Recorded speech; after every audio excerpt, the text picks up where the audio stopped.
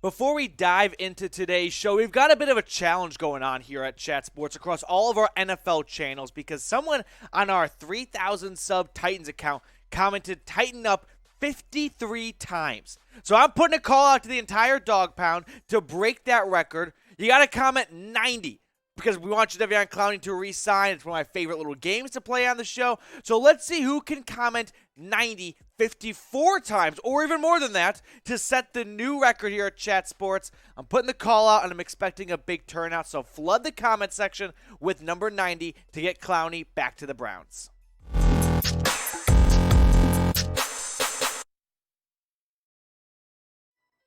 What's going on, Browns fans? Welcome into the Cleveland Browns Report. Coming up on today's show, we're going to talk on the latest Baker Mayfield trade rumors as we've got an update on that front and an interesting story that came out about a potential renaming of FirstEnergy Stadium. So, a little like a peek behind the curtains, full transparency. The original video we were going to do today was all about trade targets. And I figured, all right, we can push that off a couple days because this news rumors came out just as I was about to published that last video, and I was like, you know what? Let's put that off for the weekend. So stay tuned for that. We're gonna have some trade targets for the Browns later on. But first, some Baker Mayfield trade buzz. The Athletic is reporting that Seattle and Carolina have not been ruled out in a Baker trade. Now, the biggest hiccup and speed bump in making this trade happen is not a secret anymore. It's Baker's near $19 million salary cap hit for 2022. There is some pushback. Apparently, the Browns and the Panthers were very close to making a draft trade happen, but ultimately, sounds like Andrew Berry does not want to eat any of that contract. He wants to find a team that will take on the entirety of that $19 million or very close to it. So he's having a little difficulty on that front, but the guy seems patient. Let's go see what Jeff Howe from The Athletic said. The Panthers and Seahawks have shown interest in acquiring Mayfield, but the Browns haven't been willing to absorb enough of his fully guaranteed $18.858 million salary. There had indeed been some progress in the negotiations between the Browns and Panthers before Carolina traded up for quarterback Matt Corral, a move the Panthers felt compelled to make with a QB prospect they liked still dangling out there. To me, this says Andrew Berry is in no rush, right? He knows that he can wait around a little bit, see how training camp unfolds for teams. Maybe they don't like the way their QB room is shaping up in August. And guess who they're going to be calling then? The only starting quarterback outside of Jimmy Garoppolo, who is still on the market, who is still available for a trade, and also cheaper than Jimmy G. Now, Jeff Howe would also go on to say the Panthers and Seahawks still haven't ruled out acquiring Mayfield, but they'll need the Browns to take on a much greater portion of his contract than they've offered so far. It's unclear how far apart the sides have been, but the Browns want their contractual intake to be that's a big word right there, commensurate with the asset they receive in return. I think someone's going to tell me that I mispronounced that horribly. I was like, whoa. But Andrew Berry, to me, he's playing a hand of poker here. All right, what do I mean by that? It means he's waiting to see how some of the chips fall, how some of the cards are, what the flop looks like, what the river is going to be. Because Andrew Berry goes, you know what? If I wait a little bit, and I just know that come training camp in, let's say, Carolina, Browns, Carolina front office is sitting there in their front office looking over the practice fields and going, wow, we've got two bad quarterbacks. If you don't have a good quarterback in the NFL, you won't have a job for long. Let's just suck it up and go get Baker Mayfield. But if you just can't wait for Baker to be traded because you're kind of like me, where to be honest with you guys, I'm over the Baker Mayfield trade rumor conversations and videos and whatnot. But we got the new report out, so I figured I want to keep you guys informed going into the weekend. But type me if you just can't wait for Baker to be traded.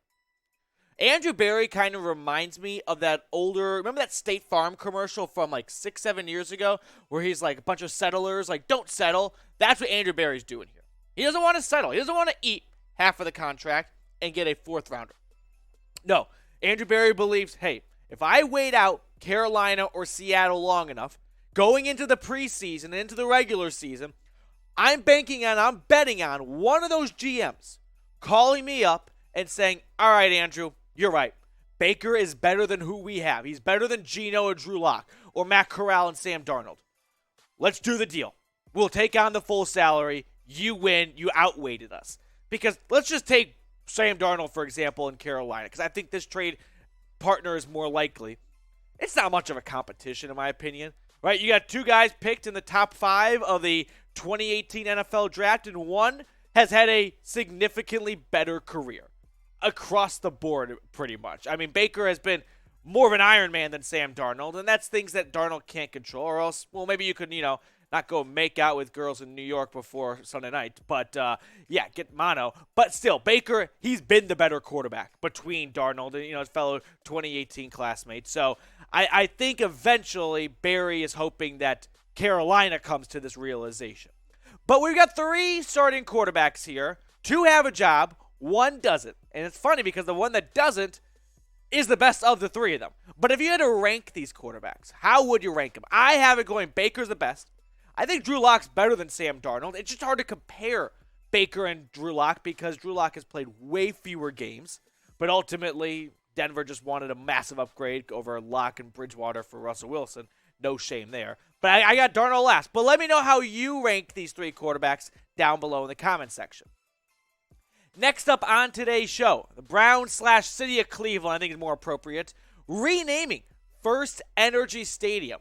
Just as we were going to start filming today's video, well, the second video after the trade targets one, an interesting story came out from Cleveland.com about a potential changing of the guard outside the Browns Stadium. So we'll tell you more about that, but let's bury the Ravens rundown here at Chat Sports. Producer Jeremy Chuggs right now runs our Ravens channel, and we sit next to each other, and we go back and forth on some AFC North banter. So if you sit near a Ravens fan, or a Steelers, Bengals, whatever AFC North team you can't stand the most, hit that big red button because you know what? We're all a part of this right now in the Dawg Pound of tired of hearing about the Ravens and Steelers fans walking over Cleveland one too many straight years. So hit that big red button and subscribe if you love the Browns or you hate the Ravens. Final segment on today's show. Cleveland City Council calling for renaming FirstEnergy Stadium. Very interesting story, I think, came out. Let's check out some of the notes here as we got a article from Cleveland.com by Courtney Astolfi. I hope I pronounced that right. A Cleveland City Council resolution calls on FirstEnergy to relinquish its naming rights of the Cleveland Browns publicly owned football stadium. Ward 16 Councilman Brian Casey, chairman of the committee that oversees Cleveland Public Power, is the lone sponsor of the resolution, which is set to be introduced to council on Monday.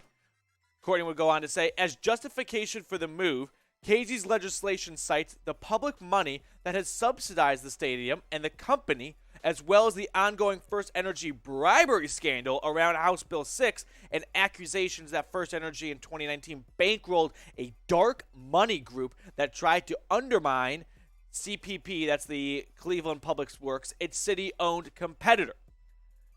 First off, I'm not really in love with the name FirstEnergy Stadium. Like, if this ends up having a name change, I'm not going to lose much sleep over it. Like, whoever is like FirstEnergy Stadium, like, that's a place that, legends are made and heroes are born in. Like, I'm not a huge fan of sponsored name stadiums to begin with. I mean, it's just cooler to go with the traditional route. But, of course, money talks, and money talks louder than, like, just the Cleveland Browns Stadium. Now, we've got more notes on this I thought were very interesting. This is where the story goes from good to great. The sprawling corruption scandal involving FirstEnergy came to light in 2020.